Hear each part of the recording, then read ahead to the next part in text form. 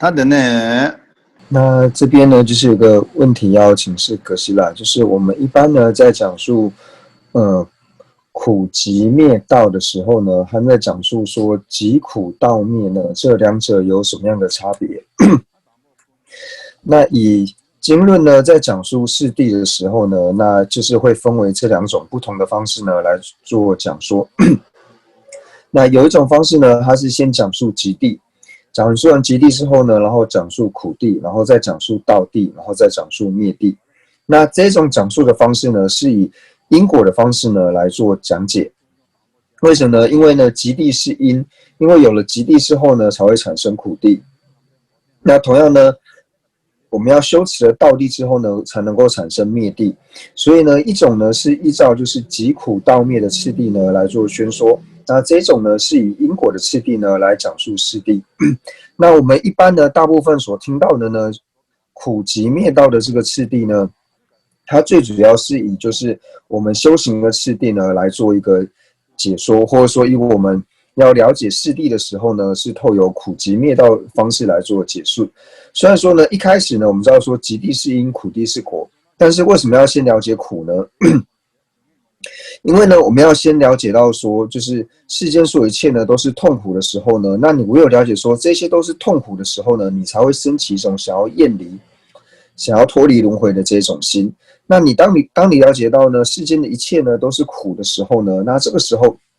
你就会升起一个想要了解说，既然这一切呢都是苦，那苦的因呢到底是什么？就像呢，我们如果说身上呢要是有悲跟刺，就是刺伤的时候呢，那我们一定会先想要把这个刺给拔出来，因为知道说刺拔出来之后呢，我们才能够脱离这种为刺所伤的这种痛苦。所以在了解说一切都是苦之后呢，那就会去了解说苦的因是什么，然后就发现呢，苦的因呢是极谛。那极呢又分为说业极和烦恼极。那业极和烦恼极里面呢，最主要呢讲的是烦恼的部分，就是烦恼极的部分。那在烦恼极里面呢，最主要呢又讲到说，最主要的烦恼呢就是实执还有我执。那在了解到了说最主要的极谛呢是实执和我执之后呢，那我们接下来就了解到说，哦，那只要将实执和我执呢去除的话呢，那我们就可以熄灭，就可以永久的洗除烦恼。所以我们再去学习，然后了解到所谓的实执呢和我执呢，它都仅只是暂时的垢染而已。那这样，因为它不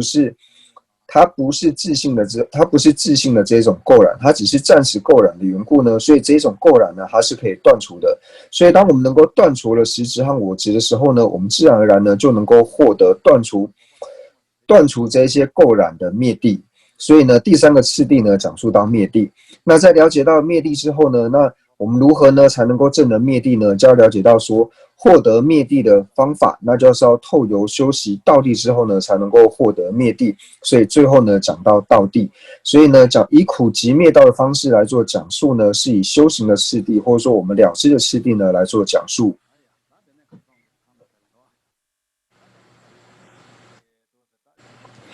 那上一堂课呢，我们就是讲述到就是安乐道论里面，我们讲到了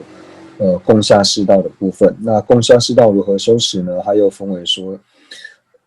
在座上修持应如何，以及座间修持该如何。那在座上修持该如何呢？又分为前行、正行还有结行。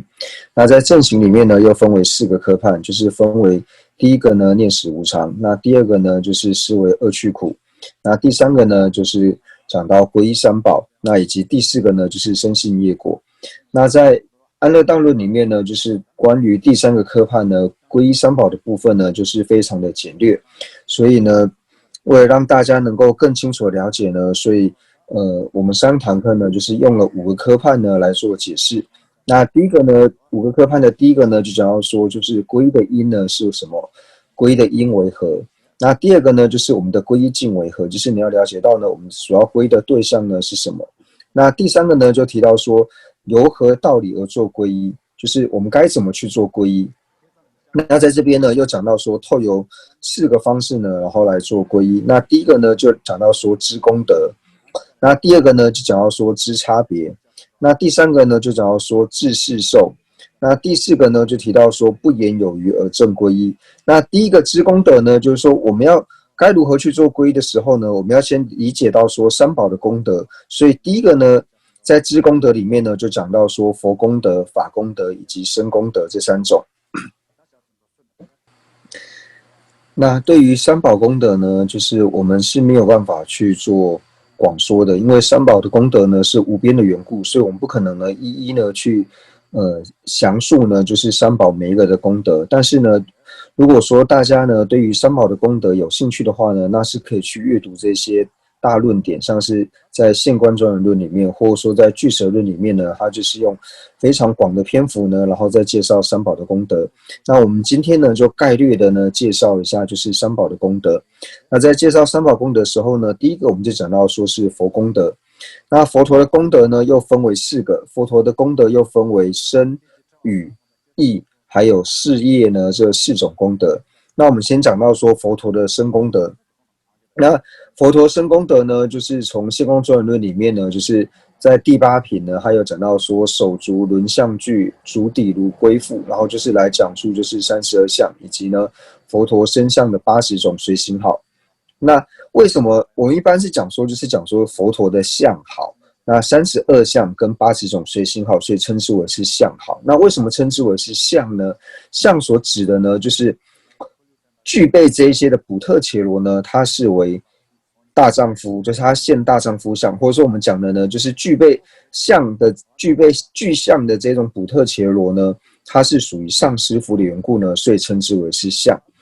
那随好的好字呢，它所代表的呢，就是这些内在的这些功德的表征，内在功德的象征呢，所以称之为是好。所以呢，身功德呢，就是分为相好这2种。那相呢，又有32相，好呢，就是80种随好。那在这里呢，就是我们如何呢去思维说佛陀的身功德呢？因为我们在讲述说佛陀的相好庄严的时候呢，那我们就要去思维到说，那相还有这个32相以及80种随行好呢，它的因呢是如何承办的？当我们了解说它的因是如何承办的时候呢，那对于我们去思维会更有力量。所以呢，这边我们就依照呢宝鬘论，就是龙树菩萨呢所造的宝鬘论呢，然后来做修持。那在宝鬘论里面呢，就讲述到说，我们将所有的缘觉还有声闻，那声闻和缘觉所有的有学无学的声闻独觉，以及所有转轮圣王呢，所有世间所有的福德加起来呢，这些所有的福德加起来，只能够成就佛陀身上一个毛孔的功德。就是我们讲身上这个汗毛，一个毛孔的功德，那成就这个所有毛孔功德的100倍呢，然后呢成就一个随行好的功德，那成就80种随行好的这个功德的100倍呢，然后成就一种相的功德，那成就32相福德的1000倍呢，然后才能够成就就是白毫相，就是世尊而间的这个白毫相。那成就白毫相功德的10万倍呢，才能够成就佛陀的顶髻相。那成就顶髻相功德的1000兆倍，然后才能够成就佛陀的，就是佛语梵音，就是佛陀的语功德的佛语梵音的这个功德。所以这个功德的数量对我们来说呢是不可思议的，我们是没有办法去想象说这个功德到底有多少。所以对我们来说呢，因为我们很难去理解到说到底要累积多少的功德呢才能够成就佛身的这种功德，所以我们只要去理解到说呢，要承办相跟好的功德呢是要这么多的功德，所以能够具备相好庄严的这种补特伽罗化呢，它肯定是一个非常殊胜的友情，然后透由这种方式呢，然后对佛升起信心。那在了解了佛陀的语功德，佛陀的身功德之后呢，那接下来呢就是讲述到佛陀的语功德。那总之呢，佛陀的身功德呢，就是讲到了就是具备相以及好呢，就是相好庄严的功德。那在讲述佛陀语功德的时候呢，就提到说佛语呢就是具备60种音支。那这60种音支最主要呢就是讲到说，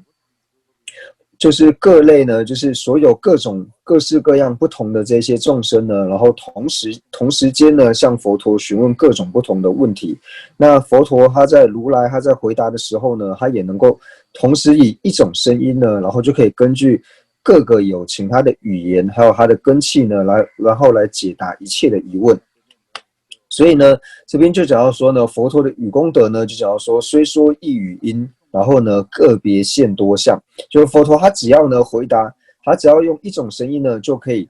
符合就是各个有情呢，他对于佛陀所提出各种不同的问题，然后无论是各种的语言，是各种的根器呢，然后都可以透过一种声音呢，然后来做回答。所以呢，这边就讲到说，佛陀的语功德呢是不可思议的。那接下来呢，就是讲到说佛陀义功德的部分。那佛陀义功德呢，也是非常的广泛。那特别是像说在现观以及像是所有的对法，就是俱舍等对法论里面呢，都有广说。那总之呢，就是我们可以了解到呢，佛陀他的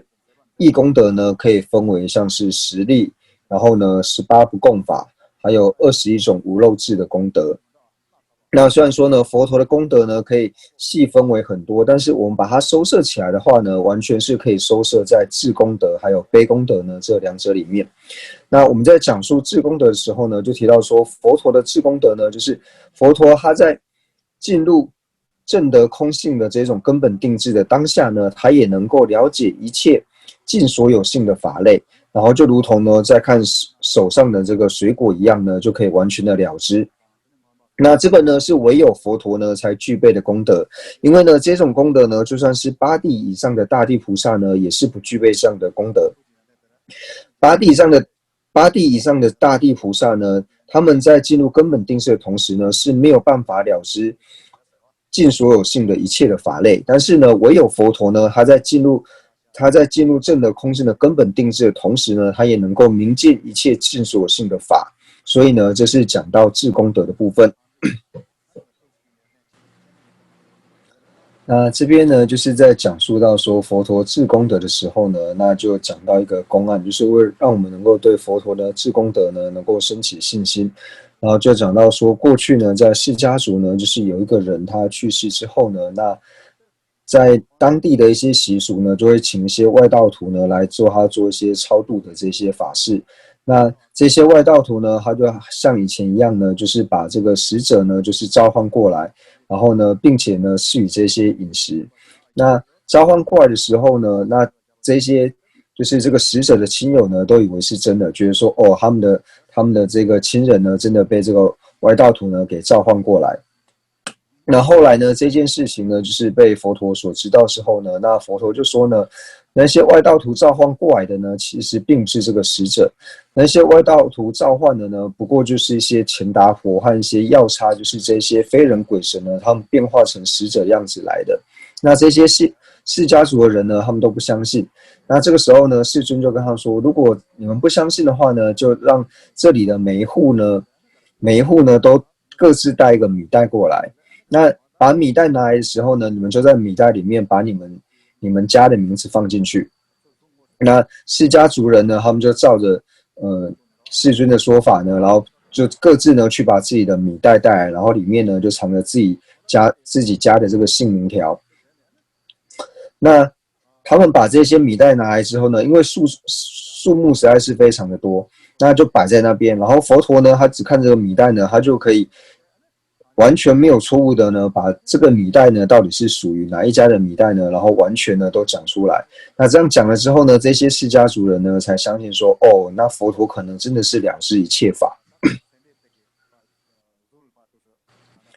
那同样的呢，在律典里面呢，也有讲到说呢，就是如果我们把世界上呢所有的这些树木呢，然后都把它用火烧成灰烬，然后烧成灰烬之后呢，再把这些灰烬呢放在海水里面呢，就是不断的去翻搅，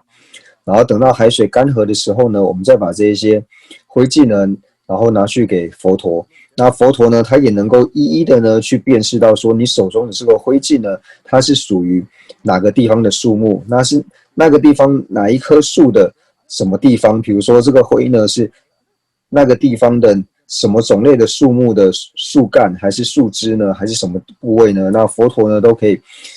讲得非常的明确，所以由此呢，透由这一个论点里面呢，然后告诉我们说，佛陀的智功德呢是不可思议的。那接下来呢，就讲述到悲功德的部分。就刚刚讲到说呢，就是将佛陀所有的义功德呢，就是可以收摄为就是21种无漏智。那这21种无漏智呢，就是分为智功德跟悲功德。那在讲述佛陀的悲功德的时候呢，那第七世的尊者呢，就有曾经讲到说呢，就是凡夫呢，有时因为就是爱护自己，然后会爱护自己，但是还会有憎恨自己的时候。但是呢，世尊呢，他对于一切有情的护念呢，就是如同爱护自己的独子一般去爱护。那我们对于就是心中呢，有时候会因为属恼的缘故呢，会抛弃，会对自己的亲人呢，也会升起想要抛弃的这种心。但是呢，我们对于说我们自己爱自己的这种心呢，跟佛陀的悲心相比较的话呢，就是连100万分之一呢都是难以匹敌的。所以这边就提到说呢，我们对自己的再怎么真爱的心呢，对我们自己再怎么爱护自己的心呢，再怎么样的深，对自己爱的再怎么样的深，对自己再怎么样的好呢，也比不上呢佛陀对有情悲悯心的一小部分。而且呢，佛陀呢，他对于我们的悲心呢，并不会有增有减，或者说对于各自不同的个别的友情呢，有的悲心会强，有的悲心呢会少，并不会这样子。那也不是呢看到友情因为受苦呢才升起悲心，然后没有看到友情受苦呢就不会升起悲心。因为佛陀呢，他永远都是看到一切的友情的痛苦，所以呢，他的大悲心呢也从不会间断，就是永远呢都是对友情升起悲心。而且佛陀的悲心呢，就是佛陀在尚未升起菩提心之前呢，就已经升起了根本的大悲心。所以在尚未入道之前呢，就已经开始修习了这个大悲心。那这个大悲心呢，就是透由从那个时候呢开始修习，然后一直到成佛呢，都是不断修习的缘故。所以佛陀的悲功德呢，也是不可思议的。那第4个呢，就是讲到说佛陀的事业功德。那佛陀的事业功德呢，同样的呢，也可以分为呢，就是佛陀的身事业功德、佛陀的语事业功德，以及佛陀的意事业功德。那佛陀的身的事业功德呢，就讲到说呢，就是当有情呢，或是众生呢，看到佛陀的32相跟80种随行好的时候呢，那因为非常庄严的缘故，所以你看到呢，就会升起呢，想要获得就是如是功德的这种心。那为了想要获得和佛陀一样的32相及80随好的这种功德呢，所以就会去努力的积极，就是成就相好的因。所以呢，我们光透由就是有情呢，光透由见到佛陀的身相呢，就能够去累积资粮，并且升起信心呢。那这个呢，就是佛陀身事业的功德。那佛陀语事业的功德呢，就讲到说呢，佛陀呢，他并不需要透由动机以及造作呢，他就能够呢宣说佛语，然后呢就能够透由这些佛语呢，将有情安置在真上身，也就是人天的果位，或是决定胜、解脱以及一切遍智的这种果位。那或者说呢，佛陀透由语功德呢，就可以让一切有情熏视之中呢，未升起的功德呢令生，那已升起的功德呢而成熟。那这些呢是属于佛陀的语事业的功德。那接下来讲到佛陀意事业的功德呢，就提到说佛陀呢，他能够让有情心绪之中的善根呢，就是不断的增长。那这种呢，就是提到佛陀的意事业的功德，就如同说呢，下雨的时候呢，能够让那个庄稼，就是田里的作物呢，能够增长。所以同样的呢，佛陀他能够让有情心绪之中的善根呢，不断的增长呢，那这就是佛陀的意事业功德。所以呢，简单来说呢，佛陀的事业功德呢，就讲到说，佛陀呢，他并不用升起一个就是我要去饶益有情的这种动机和功用呢，那自然而然呢就能够去利益有情。那在举例的时候呢，就提到说，就像是空中的月亮一样，空中的月亮呢，它并不用升起一个就是我想要投射在哪里的这种想法，只要呢任何有装水容器，那这个容器里面有水呢，那只要水面呢它是沉静，然后不会晃动的话呢，那自然而然呢就会显出月亮的这种倒影，并不需要月亮特别去着意说，哦，我要在哪个地方显现，哪个地方不显现。所以同样的呢，只要说我们所化机的这个有情的心绪呢，只要是清净的，那时机已经到的时候呢，那佛陀的事业呢，它会自然而然呢，去入于有情的心绪之中。所以我们在讲述说佛陀的事业的时候呢，实际上就是透由佛陀呢他自己以智慧法身呢为真上缘，然后所产生的这种白善净善的功德呢，然后就称之为是佛陀的事业。所以我们有讲到说，我们心绪之中呢，只要升起任何的功德呢，那这个呢都是佛陀事业。那以上呢，我们就是简单的介绍了就是佛陀的功德。那接下来呢，就讲述到说法功德。那在讲述法功德的时候呢，最主要讲的功德呢，就是讲到说灭地以及道地的这两种功德。那或者说呢，我们在讲述到就是法功德的时候呢，也会提到说就是正功德还有断功德呢这两者。那所谓的正功德呢，就比如说我们证得的像是无常，还有像是无我等这些世间实相的这种功德呢，然后称之为是正功德。那断功德呢，就是提到说断除就是各自的所断，就比如说我们讲到说所断呢，又分为烦恼障和所知障。那同样的呢，烦恼障呢，它又可以再分为就是见道所断的烦恼障，以及修道所断的烦恼障。那同样的呢，所知障也可以分为见道所断的所知障，以及修道所断的所知障这种。那能够断除这些呢，能够断除这些所断呢，所升起的呢，就是断功德，也就是说呢，我们所讲到的灭功德，或者说呢，就是讲到灭地。那透由修习能够断除这些所断的方法呢，那也就是道地。那接下来呢，我们就讲述到说身功德。那身功德呢，又讲述到说呢，身呢其实分为三乘的这种身宝。那三乘呢，就讲到说就是声闻、缘觉还有大乘呢，这三者称之为是三乘。那就是以声闻乘的行者来说的话呢，那他也是具备不可思议的功德的。那我们以声闻乘的行者呢来做举例的话呢，那最开始的时候呢，就是修习声闻道的有情呢，他一开始呢，先对就是轮回，就是对三有呢升起厌离，然后呢升起了就是不需要造作呢，然后就希求这种就希望能够厌离轮回，然后希求解脱的这种心之后呢，那他就进入了就是声闻乘的资粮道。那进入声闻乘的资粮道之后呢，那他就透由修习四正断、四神足，然后像是五根、五力等等呢，就是透由这种修习之后呢，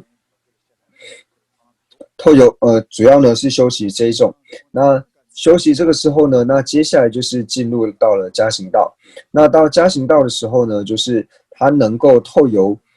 比度呢去通达四谛十六行相，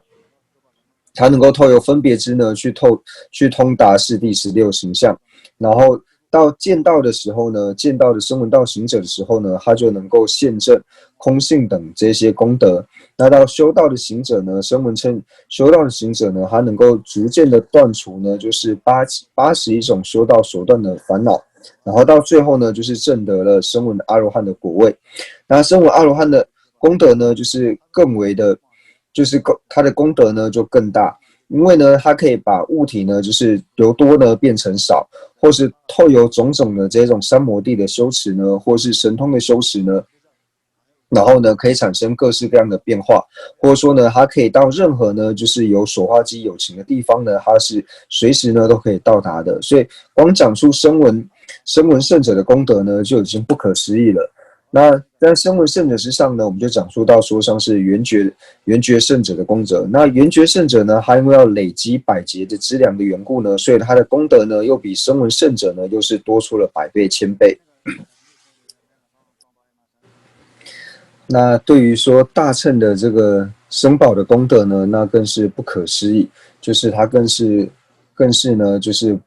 无边浩瀚的。那我们在讲述说，就是以大乘僧宝来说呢，就从初地菩萨呢来开始算的话呢，那初地菩萨呢，他就具备了12种百功德。那这12种百功德是什么呢？那第一个呢，就是他能够化100身。那第二个呢，就是他的每一个化身呢，都有100位的菩萨围绕。那第三个呢，他就是能够看见百劫的世界。那第四个呢，他能够震动就是100个世界。然后呢，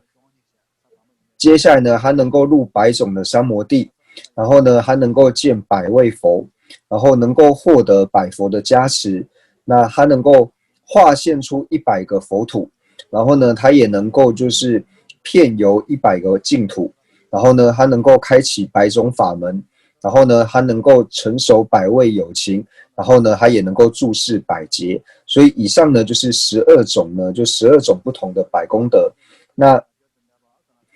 就如同呢，初地菩萨他具备12种百功德。那到二地菩萨的时候呢，他这个数字呢就变成12种千功德。那到三地菩萨的时候呢，他就是变成3万功德，就是12种的10万功德。那到四地的时候呢，这个10万呢就变成100句子。那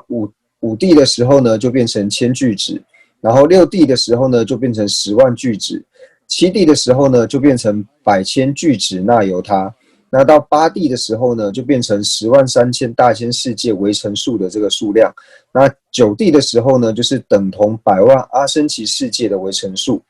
那到10地的时候呢，就是等同于不可说3000大千世界的为成数。那总而言之呢，就是大乘菩萨的这种功德呢，对我们来说是完全不可思议，就是很难透由我们的心力呢去思维到说，大乘的菩萨呢具备这种的功德。那总而言之呢，就是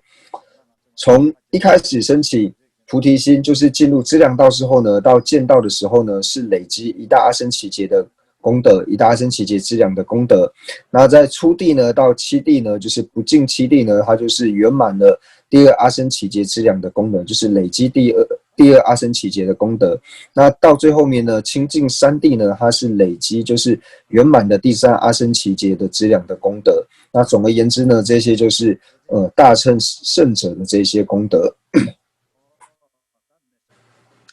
那以上呢就结束了，就是我们第一个呢，就是说要透由知功德呢，然后来了解呢，就是了解呢该如何呢去皈依。因为呢，当我们唯有了解了三宝的功德之后呢，才能够对三宝呢升起信心。那特别呢，就是对于说这些三宝的功德呢，我们内心要是真的升起定解的时候呢，那自然而然我们会更好好的呢去做皈依。那当然说三宝的这些功德呢，我们如果不去阅读大经大论的话呢，是很难如实的去了解。因为我们现在呢，等于就是把这些功德呢，就是数一遍之外呢，但是这些功德它真正的内涵呢，我们并没有办法去一一的呢去做解释。所以想要完全的去了解这些三宝功德的话呢，我们还是要去阅读这些经典。那在从知功德了知说该如何皈依之后呢，那第二个呢就讲到说透由知差别呢，然后来做皈依。那在知差别的时候呢，又分为6种。那第一个呢就提到说是相差别，那相差别就是我们所讲的就是体性的差别。那第二个呢就是提到说事业之间的差别。那第三个呢就讲到说信解的差别。第4个呢就讲到说修行的差别。那第5个呢讲到说随念的差别，以及第6个呢身福差别。那第3个呢，就讲到说由自世受而皈依者。那由自世受而皈依者呢，就是我们透由承许呢，然后来做皈依。那在承许的时候呢，就承许说呢，世尊呢，他是我们皈依的导师，就是佛呢为我们皈依的导师。那承许法呢是我们的正皈依。那承许僧呢是我们就是修习皈依的这些助伴。那对升起这3种承许呢，就是像我们生重病的时候呢，我们会对于像是医生，还有像对于我们药物，然后还有对于就是护理师呢，我们会升起就是3种不同的这种期待一样。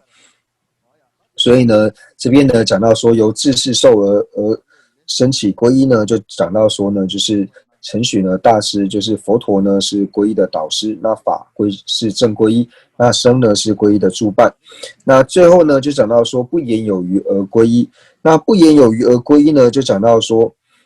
我们在了知了就是内外的，就是内外法的教法的差别呢，以及所有的这些功德的胜利的差别之后呢，那内心呢就升起我呢就是唯有对三宝呢只为皈依处之外呢，然后不对其余的世间的天神，像是大梵天、第四天等等呢，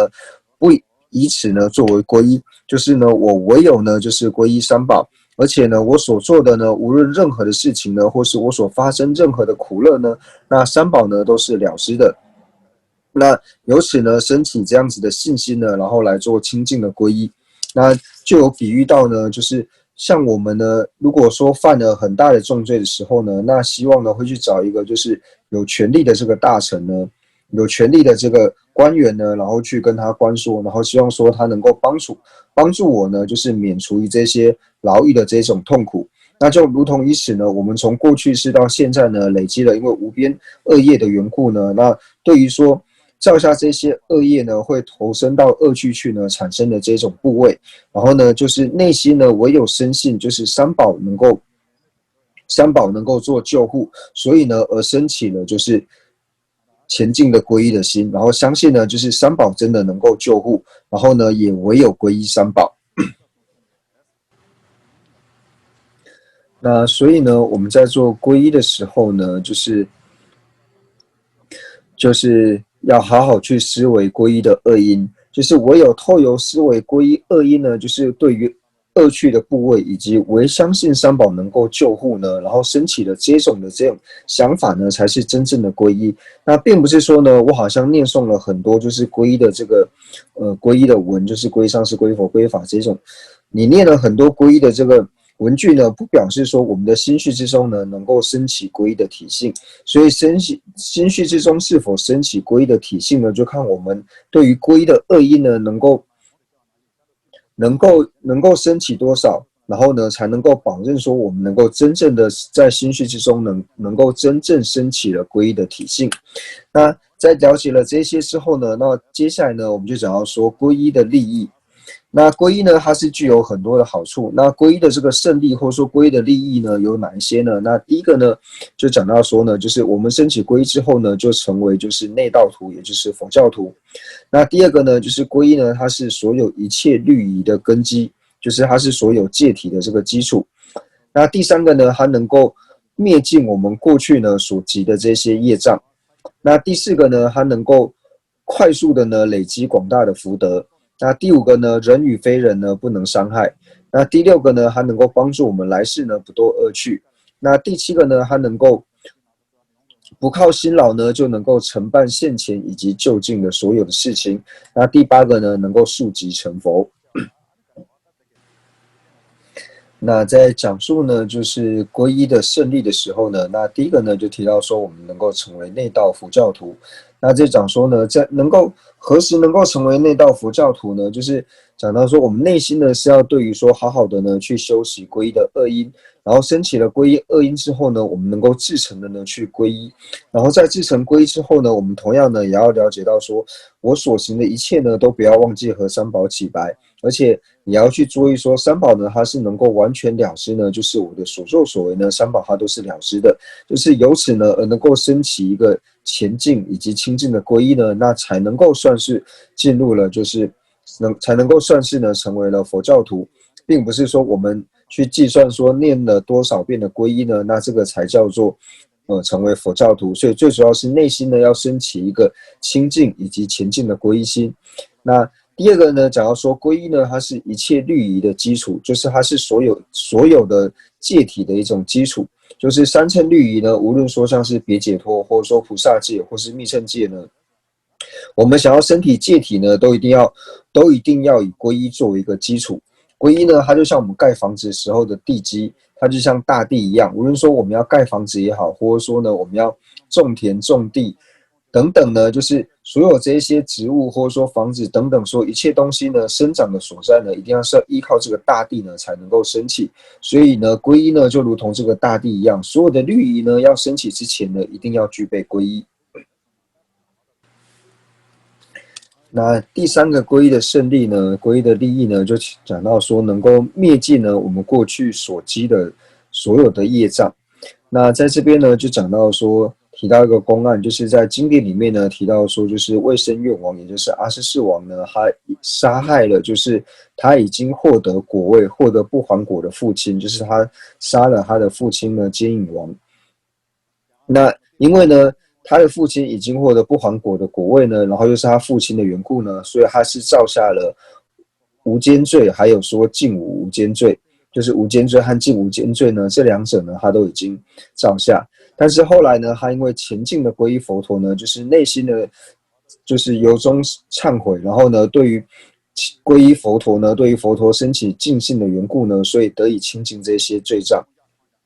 就是对于他所造下无间罪和无间罪、无间罪和净无间罪的这种罪障呢，都得以清除。所以呢，我们可以知道说呢，如果心中我们能够至诚的呢去皈依三宝的时候呢，那我们是可以净除过去所造的这种业障。那第四个呢，讲到说容易呢累积广大的福德。那在《摄般若波罗蜜多论》当中呢，就有提到说呢，皈依福有摄，三界弃有暇。所以说，我们皈依之后呢，所产生的这种福德呢，它如果是有形色的话呢，那整个3000大千世界呢，它都是没有办法容纳的。所以讲到说，皈依呢，皈依的所生的这个福德呢，它要是具备形色的话呢，那三界呢，它假使是一个容器的话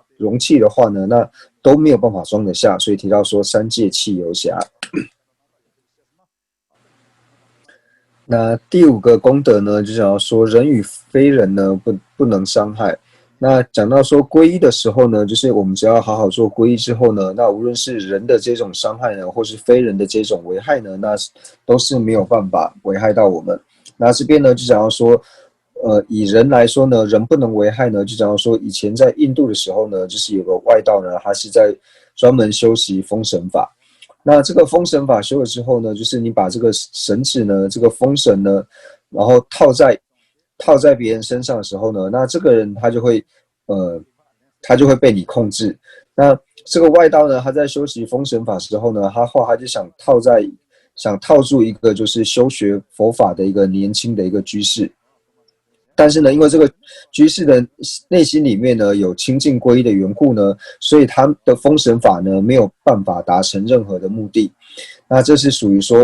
于人呢不能危害。那讲到说非人不能危害呢，也是以前在印度呢有一个人他因为触犯王法的缘故呢，然后被放逐到那个狮驼林里面去，放到狮林里面去。那以前呢被流放到狮驼林里面的人呢，那到晚上他就会被这种食肉的这种非人呢给吃掉，那没有人能够存活。但是这个人呢，他在去之前呢，他就把出家人的这个衣服呢，就把出家人衣服的那个碎布呢，然后放在头上，然后到那边之后呢，他就不断的呢做皈依，所以呢，他也免除了这个非人的伤害。所以呢，我们只要前进的去做皈依的话呢，就能够免除一切人及非人的伤害。那这边呢，还有一个有趣的公案，就是呢，有一个在家人呢，他供养了一个比丘呢，就是一匹布。那他在供养这一匹布的时候呢，然后就有个小偷呢，就是看到了。那这个小偷看到之后呢，他到半夜的时候呢，他就要想要来偷这个布。那他去的时候呢，那个比丘呢就用了方法呢，就抓住了这个小偷。然后那个小偷，因为他的手呢是从窗户里面窗户外面伸进去的，然后他那个手呢就被比丘抓到。然后比丘抓到他的时候呢，就把他的2只手呢绑起来，然后呢边打呢就是边念一下，打第一下的时候用棍子打第一下的时候呢就是喊皈依佛，然后呢第2下的时候就喊皈依法，然后第3下的时候呢就喊皈依僧，然后就用力的打了3下之后呢，他就把那个小偷给放了。那个小偷在回去的时候呢，他会经过一个桥梁，那个桥梁呢，就是附近有很多的非人出没，那就是很多的非人啊，还有鬼，就是常常会在那个桥上面出没。那那个小偷跑走的时候呢，他就自己在那边嘀咕说：还好呢，佛教呢是只有3宝，因为呢，他打第1下的时候呢念皈依佛，打第2下呢念皈依法，打第3下呢念皈依僧。他要是呢佛教是多几个宝的话呢，我大概今天就被打死了。幸好只有3宝。那他因为在回想这件事情的时候呢，他口中自然而然呢就是跟着念皈依佛、皈依法、皈依僧，所以他因为这样念的时候呢，他晚上经过那座桥的时候呢，就没有任何的非人还有鬼呢敢出现在那座桥上，就是有这样子的一个公案。那接下来呢，就讲到说第6个功德呢，就是讲到说不堕恶趣，那就是我们透由皈依呢，能够避免呢，就是来生堕入于恶趣。那这边呢，就讲到说呢，有一个天子呢，那他就是因为要死之前呢，他确定说他天子死后呢，他会投生为猪，因为呢，天人呢，他们在临死之前呢，他们没有神通观察，就会知道说自己来生呢会投生到哪里。那这个天子观察之后呢，就发现说他来生呢，就是确定呢会投生为猪，会投生为畜生道，会投生为猪。那他在临终的时候呢，他就向第4天求救。那第4天呢，他并没有办法去救护，让这个天子呢，让他来生呢，就是避免可以让他呢不用投生到猪身去。那他就呢转而请示佛陀。那佛陀呢就对这个天子呢开示了皈依的这个教戒。那这个天子呢，他就依照佛陀所教戒的呢，然后去观修皈依，然后在观修皈依的时候呢死去。那等到这个天子死了以后呢，那第4天呢，他就去观察说，这个天子呢，他从这个天人身死了之后呢，他到底是投生到哪里去？但是呢，他去观察的时候呢，他也找不到，因为各界的天神呢，他只能够看到比自己就是自己所在处的这个天呢，他只能看到下层天，他没有办法看到比自己还要上面的上层天。那第4天呢，他无法在下层天呢发现这个的踪迹，那他就跟佛请示说，那这个天子呢，他投生到哪里去了？那佛陀呢就跟他说呢，这个天子呢已经投生到比第4天呢还要高的兜率天里面去了。所以就讲到说呢，我们透由皈依呢，那在透由修习皈依呢，那来生呢可以不堕恶趣。那皈依的第7个胜利呢，就讲到说无劳成就现前与就近诸事，就是对于现前还有就近的这些事情呢，那都能够无劳的承办。那就如同呢，就是以前在热振寺的这个大德呢，那热振寺是噶当派的祖师，那热振寺的这些祖师呢，他们曾经就说过呢，就是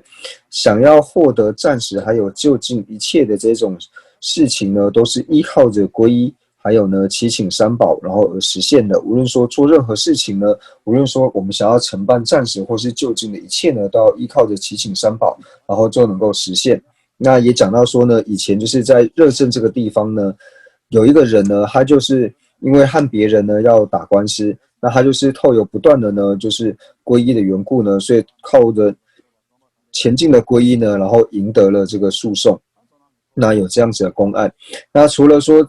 对于现前的事情能够承办之外呢，那同样的呢，他也能够承办就近。那就讲到说第8个胜利呢，就是速即成佛。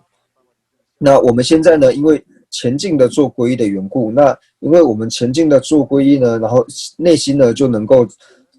够升起就是造作等流。那因为这个造作的等流呢，就是我们现在就是发生任何事情遇到恶缘的时候呢，我们就立刻就去做皈依。那也因为这个皈依的习惯呢，就是不断的在我们日常生活中呢能够串起的话呢，那在临终的时候呢，我们自然而然呢也能够意念到三宝。那因为临终意念到三宝的时候呢，那来生呢自然就能够获得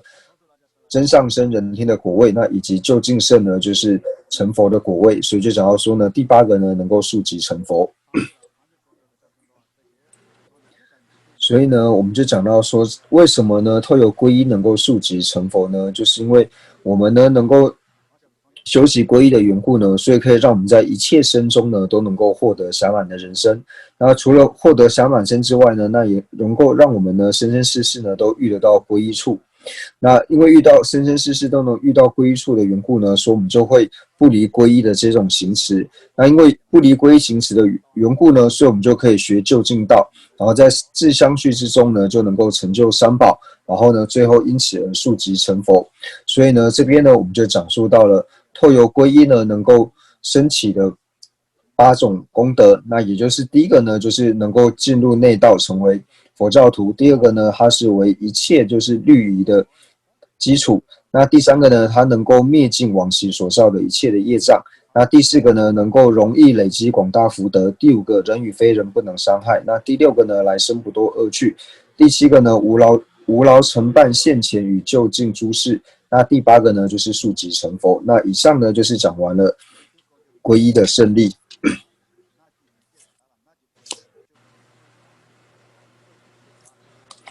那接下来呢，我们就讲到说皈依学处。那皈依学处里面呢，又分为就是别学还有共学的部分。那在讲述到别学的时候呢，又分为说就是遮止因学以及修行因学。那就是讲到说我们皈依之后呢，所要遮止的部分，以及呢该要修行的部分。那在遮止的部分呢，第一个讲到说，我们在皈依之后呢，就是不能皈依世间的天神，就是我们皈依了三宝之后呢，对于世间的这些，无论是天神或是鬼神、龙王等等呢，那这些呢，我们都不可以去做皈依。那第二个呢，就是皈依之后呢，不可以去损害友情。那第三个呢，就是皈依之后呢，不可以跟外道共住。那现在即使没有外道的话呢，那就是不要跟恶友共住。那所谓的恶友呢，就是讲到说不相信三宝，以及呢不承许前后世的这种呢，称之为是恶友。所以皈依之后呢，也不要和恶友呢共住。那接下来呢，讲完以上三者呢是遮止因学的部分。那接下来呢就提到说修行因学的部分，就是我们所要做的。那第一个呢就讲到说要恭敬呢佛像如同是真正的佛，就是对于无论是任何材质，或者说任何形状，或者说你觉得说他画的好或不好的任何的佛像呢，那我们都应该对这些佛像呢视为是真正的佛呢，然后去恭敬它。那第二个呢，就是对于说下至一字指呢，也应该视如法宝，就是上面呢就是只有一个字呢，皈依法之后呢，就是上面就是有关佛教的这种字眼呢，就是有关佛的这种字眼呢，那也应该视为是真正的法宝，而去做恭敬。那第三个呢，就提到说呢，就是对于就是出家人呢所穿的这种僧服，无论是黄色的也好，或是红色的这些声音呢，那即使呢只是剩下一块布呢，那也应该呢去做恭敬。就是无论说对于在路上行走的僧人，或者说这些黄色的这些黄色的布料或是红色的布料呢，那也都要把它捡起来呢，弄干净之后呢，然后放在清净的地方呢，然后表示恭敬僧宝。那刚刚呢讲到皈依学处的时候呢，就讲到说别学跟共学。那在别学里面呢，就分为三个遮止因学，以及三个呢就是修行因学。那接下来呢讲到说共学的部分。那共学呢就是分为六者。那第一个呢就是要随念三宝功德差别呢，然后速速皈依。就是呢我们要去在在呢意念三宝的功德呢，然后在在的去做皈依。那第二个呢就是随念大恩恒勤供养。就是说，我们要去意念了三宝的恩德之后呢，那我们要时时的去做供养，就是在吃饭之前呢，都要记得呢去做供养。那第三个呢，就提到说，随念悲故，亦应安立于诸众生于是道理。就讲到说呢，就是我们在了解了皈依的道理之后呢，那我们要安立呢其他的有情呢，然后让其他有情呢也能够去做皈依。那接下来呢，第四个呢，就是由之胜利，然后昼山夜山勤修皈依，就了解到了皈依的胜利、皈依的好处之后呢，那就是白天呢3次，然后晚上3次呢，然后勤修皈依。那第五个呢，就想要说呢，随做何事，有何所需，皆当供养起来三宝。就是说我们在做任何事情呢，都要记得呢对三宝做起白。那第六个呢，就讲到说，下至细孝乃至命缘，应当守护不舍三宝。就是说，我们乃至于嬉戏，或者说遇到一些受难的时候呢，都不要忘记呢，守护三宝。那以上呢，我们就是讲解完了皈依。那我们就是透由呢，就是思维呢，就是皈依的因呢为何？那第二个呢，我们所皈依的境呢为何？那第三个呢，就是透有什么道理呢去做皈依？那以及第四个呢，去思维皈依的胜利。还有第5个呢，就是皈依之后呢所要去行持的学处。那下一堂课开始呢，我们就会介绍就是一切善乐所有的根本呢发生忍性，那也就是讲到说业果的部分。那业果呢，最主要就是告诉我们说呢，我们造下善因呢，能够感得乐果；那造下恶因呢，会感得苦果。那这个呢，我们就下一堂课呢再来做解释。那在这边呢，就是安乐道论呢，它所显示的4个科判里面呢，从第一个呢就是思维念死无常，那第2个呢就是讲到说思维三恶趣苦，那以及第3个呢就是皈依三宝。那我们在皈依三宝之前的内容呢，已经是简介完毕。那在这边呢，就是做一个收摄的话呢，就是我们可以思维到说呢，就是一开始呢，为什么要思维念死无常呢？因为我们知道呢，我们今生呢是决定会死的，一定会死的。那死了之后呢，我们的相续是否就因此而断灭呢？并不会的。就是我们虽然我们的身体死了呢，但是我们的意识呢还是会投生。那投生的时候呢，就是我有投生到善趣或者是恶趣。那我们可以思维呢，如果说在临终的时候可以思维，我们可以稍微思维一下，到底会投生到哪里去呢？那大概呢，就是我有投生到恶趣去了。为什么呢？因为今生呢，我所行的善呢非常的少，而且不止所行的善呢非常的少，而且在行善的时候呢，也没有好好的呢去做善事。那跟善事相较起来呢，就是今生呢所造的恶业呢，它相较起来就是更为的强猛，然后呢更为的多。所以呢，在临终的时候呢，就是以善恶业的，就是猛力的程度来看的话呢，多寡以及猛力程度来看的话呢，都是恶业呢比较强猛，然后所造的恶业呢也比善业来得多。所以呢，假使我现在就死的话呢，那我就是唯有堕入恶趣之外呢，没有其他的方法。那如果堕入到恶趣之后呢，那就去思维，我现在如果堕入到恶趣之后呢，那要么就是堕入到地狱，要么就是恶鬼，要么就是畜生。所以呢，由此一一去思维到堕入到地狱的痛苦，以及恶鬼的痛苦，还有说畜生的痛苦。那由此呢而生起怖畏，那就想到说，那如果我现在死的话呢，就必定堕入三恶趣。那幸好呢，我现在呢还没有死。那还没有死的时候呢，那就要好好的去思维到三恶趣的这种痛苦。想要说，如果我来生堕入到三恶趣的话呢，会有怎样的？要感受哪一些痛苦，然后内心呢，真实对三恶趣呢升起了怖畏。那升起了怖畏心之后呢，那就去思维到说，那有谁能够救护我呢？那能够救护的人呢，仔细去观察之后呢，就是唯有三宝才能够救护我们。所以这个时候呢，我们就去思维三宝的功德，内心至诚的呢去思维三宝的功德，然后思维三宝功德之后呢，然后唯有相信呢，三宝呢才能够对我们做救护。所以呢，就是好好的呢去思维皈依的恶因，就是第一个呢，对于说恶趣的，对于恶趣的苦呢，然后能够升起真实的怖畏，然后以及呢，透由思维三宝的功德呢，然后升起信心呢，相信唯有呢三宝能够作为我们的医护，能够既把我们脱离痛苦，然后由此呢来思维皈依。那今天呢，因为时间的关系，我们就先上到这边。那如果说大家有任何问题呢，都可以提出。那我们下一堂课呢，再来做回复。